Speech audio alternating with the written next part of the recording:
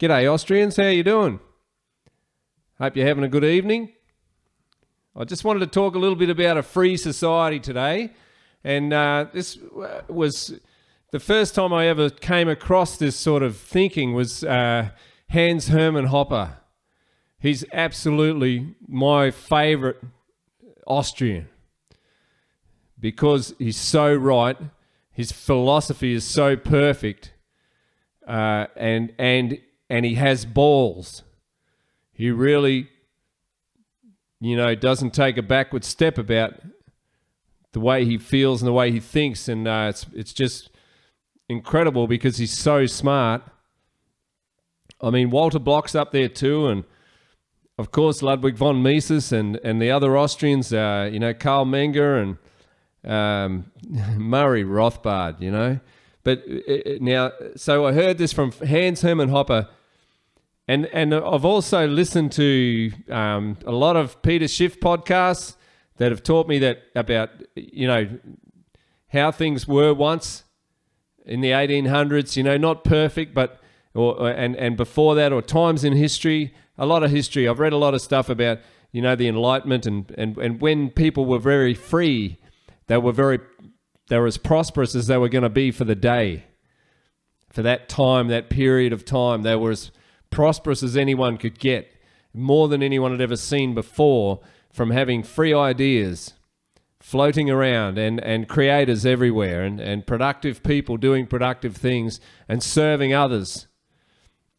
So Hans Hermann Hoppe taught me that you can apply freedom, the absolute free market. So let's think about a free market. A free market is interacting with each other without interference from a third party. So it's peer-to-peer. Like, that's why the Bitcoin people buy Bitcoin, because it's peer-to-peer. Now they're all going through an exchange. They've got a third party anyway, and they can be tracked and all that stuff. But we're not about Bitcoin today, but we're talking about peer-to-peer. We're talking about freedom between two people to interact without an interference. And then those two people, that's a win-win. Walter Block talks about, I've got this pen and you've got a $5 note, and I want the $5 note more than I want the pen, and you want the pen more than you want the $5 note. So I'll take that $5 note, and I'm happier than I was before. And the guy and Walter's got the pen there, and he's happier than he was. So that's an exchange, and that's a win-win. And in the free market, that happens between everybody all the time. Every interaction you have in a purely free market. Now, there's rules. The rule is don't be a bad bastard. Don't steal from somebody. Don't hurt anybody, because there's a free market in judges, lawyers, and law. So you're judged.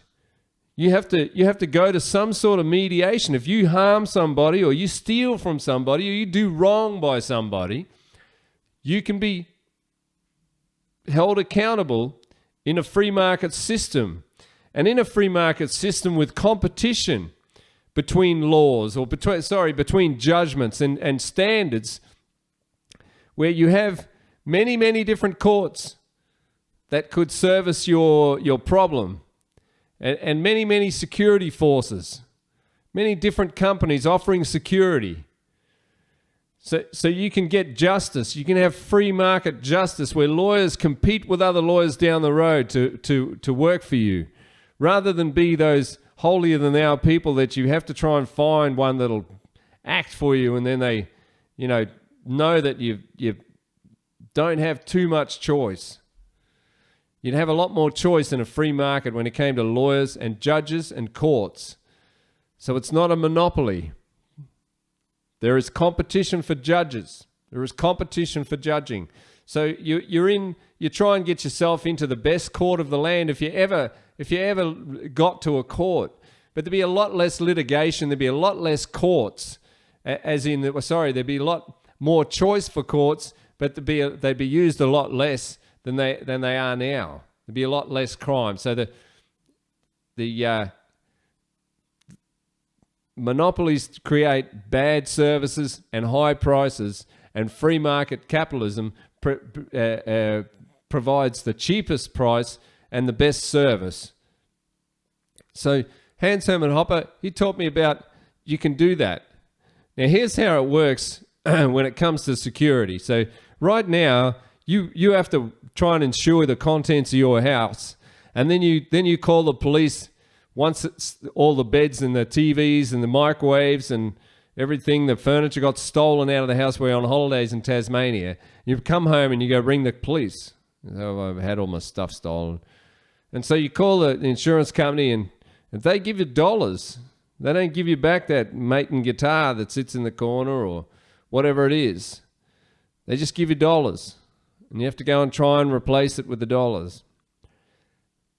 In a free market, when there's a free market in security, this is how it works. There is thieves in society, right? They quite often are going to be the ones that are running the businesses of security. So instead of a life of crime, they offer a life of protection. But aside from that, you go and insure your contents, and the insurance company says, well, we don't want any claims. So we're going to hire some security. It's going to come around past your house every 35 minutes for every day of your life that you're insured with us. You've got one of our guys coming past your house every 35 minutes. And you can... And so he's going to catch anyone that comes and steals your furniture over the weekend while you're in Tasmania. And you'll pay it. The insurance company says, we're going to supply that because it's cheaper for us to pay that guy to patrol the streets and make sure there's no bastard out there stealing nothing than it is to pay out every time someone loses all their shit. So there you've got the insurance company running the security. Make sure that you don't lose your shit, and you don't lose your shit. And so there's a big street full of people and a suburb full of people who go, yeah, I'll buy that. There might be several security companies working in the area, and you just say, I'll buy that. And you call them up, and they go, it's $1 a week. And you go, okay. And you not only have to wait to get stole your stuff stolen and then wait to get dollars back or some sort of currency back for it. You pay every day or every week and keep the stuff you got that you like. So that's how private society works. That's how private law society works. Competition for security, competition, true competition for insurance, true insurance. A friend of mine told me a story about when he lived in Africa, and they had a security guy that was supposed to stay up all night and make sure that they didn't get broken into. It was a high crime area. And we used to sleep every night, and they said to him, hey man, you're supposed to be watching this joint, mate. You know, like, what if someone comes? You'll be asleep. And he says, no, it's okay. I paid the thief, man. He knew the thief. So he just paid the thief. Said, please don't steal off this house, thank you. See, so even in a private law society, the thief trades his life of crime for a life of being a security man. He cruises around all the houses and takes $1 off everybody, and no one ever gets broken into. And he doesn't have to steal for a living anymore. People are giving him money freely. So you turn the criminals into productive people in a private law society, in a free market society where you can just serve somebody and give them a service or a product, and you can grow wealthy from serving others. That's what happens in a private law society. Fantastic, isn't it? Non-aggression principle, don't hurt anybody, don't steal from anybody. And if you do, there's a really good system to deal with it. Now, it's not utopia, Austrians. It's not utopia. There's always a certain amount of people that are going to commit a crime, no matter what they're going to do. They kill someone in the heat of the passion, or punch someone in the heat of the moment, or whatever the hell. But there'd be a whole lot less. There'd be a lot less stressed out people. It'd be pretty relaxed. I remember, growing up as a kid in the 70s. It was a lot more relaxed than it is now. We had time to sit down and talk on Sundays and have dinner together and stuff. And people did. before all this technology came along. And I love the technology. I love the way it's, revolutionized our lives, as in, I can broadcast to you from my house like this. I love all that aspect of it, but it's like the free market is alive on the internet, or it was, until it's starting to get sort of, but they can't, as much as you try and squash it, it sort of squeezes out the edges, doesn't it? People just do what they want to do. Bugger the rules and regulations. People just do what they want to do anyway. They find a way around all the rubbish. But yeah, private law society and a society based on freedom. When you get freedom to interact, and you get two people interacting, and there's no intermediate taking anything out of it. When you got peer to peer, and you can grow rich by serving others. That's the best. That's the best you can get. How about we give that a go? That's all. You can apply it to universities. Why are schools so expensive? Why are universities, so expensive? Well, they get, the government's gone and guaranteed the loans. There wasn't any loans before, guys. You just worked in a bloody cafe and you paid your university fees, and you probably rented a flat. You worked, in between. You studied and worked, and you didn't have any debt at the end of it or at the start of it. And you had relatively low-priced courses. And if you were a real scholar and you're in a poor family, you got a scholarship. Before the government got involved and guaranteed these student loans, see, as soon as that student loan is approved and guaranteed, so-called guaranteed, all the professors and all that, they can all give themselves, they can double the money. And that's what's happened. It's like, we can charge double now. These idiots are going to pay it. The student says, well, I don't care. I don't have to pay it up front. The university gets the money up front. They get the money. The taxpayer's on the bill from all the bullshit bonds that have been issued and the debt that the government's created. The taxpayer's only on the bill to pay the bloody interest on that. And they're guaranteeing all these student loans. And the student loan, the money's going up front to the university. So they're going, oh man, we can charge 30 grand a bloody term now. Huh? And we don't even have to deliver a good service. There's no competition. There's no free market university up the road there with a few hungry professors going, yeah, how do we get some bums in seats, eh? What good courses are we going to teach? And how cheap do we make them to beat the competition out? You don't get any of that. And when you don't have that, you got high prices. And if you apply that to every other part of the economy, it doesn't matter where it goes, if you've got a monopoly that's created by a bunch of legislation, and you got lawyers running mining companies from within the parliament, you're not going to have a free society. You're not going to have a good system. You're not going to have a system that helps anybody. It's just more crime, more poor people. That's what you got. So what do we do about it? What do we do about all that, this more crime and more poverty and, this welfare, warfare state of affairs? I mean, it'll play out. It has to play out and just do its thing. We can't, but I'll tell you what the cure for it is step one, remove all the rules and regulations that are put on every business in this country. Every last one of them. Either remove them or ignore them. That's the only way you can do it. First, you remove all that. You just ignore all that and you produce whatever you want, however you want, as long as you don't hurt anybody, poison anybody's creek, do something bad. Okay? And then you default. You have to cut the head of the snake off and stop transferring all your wealth to the ATO every week. Now, I'm not saying do that because that'll land you in jail if you do it individually.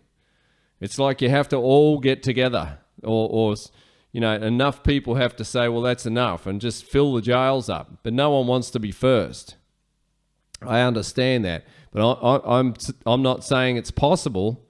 I'm just saying this is how you would fix it. And I think as we go forward, you probably won't have to do that because this inflation is going to get every last politician, just the same as it's getting us now. And when the currency properly collapses, the bureaucrats will be wanting to be at home protecting their family and feeding their family and doing something productive anyway.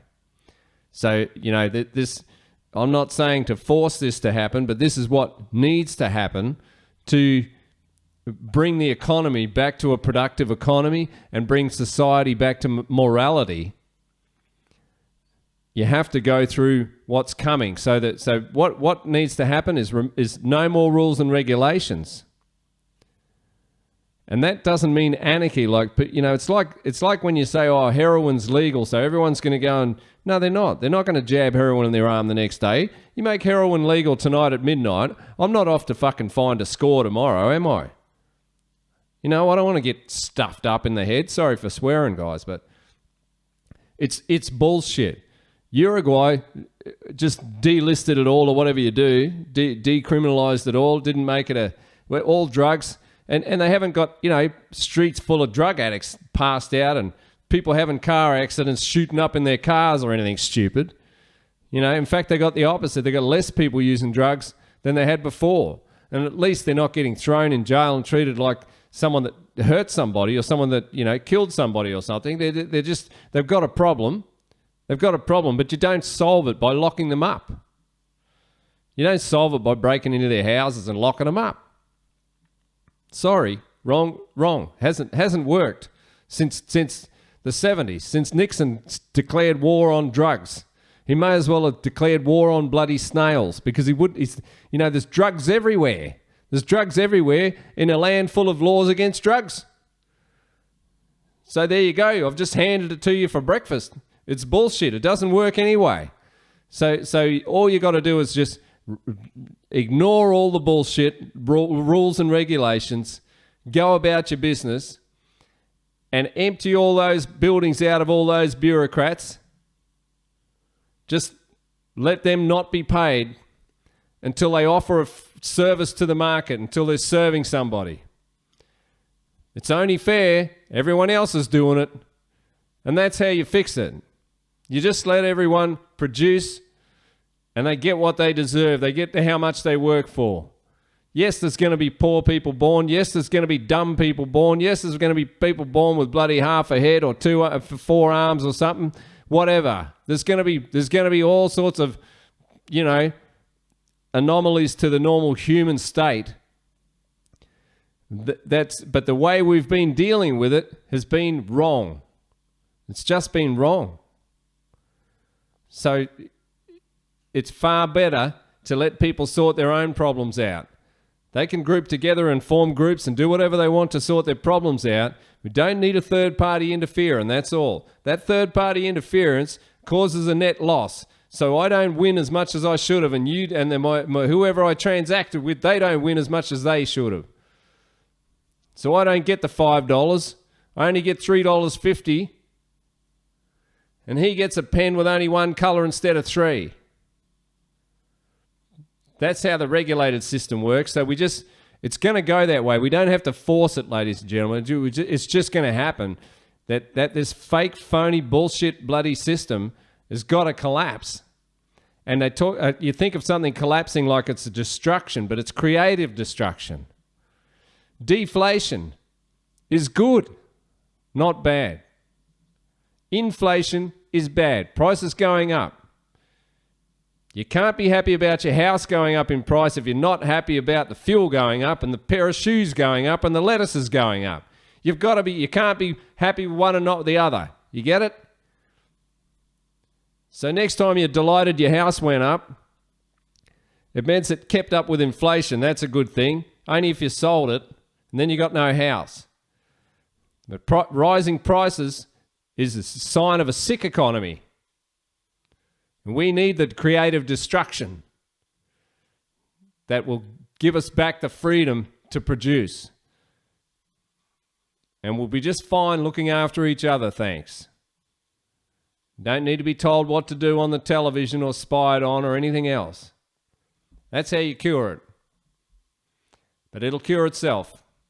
Just be aware that the opportunities are going to come. to be free.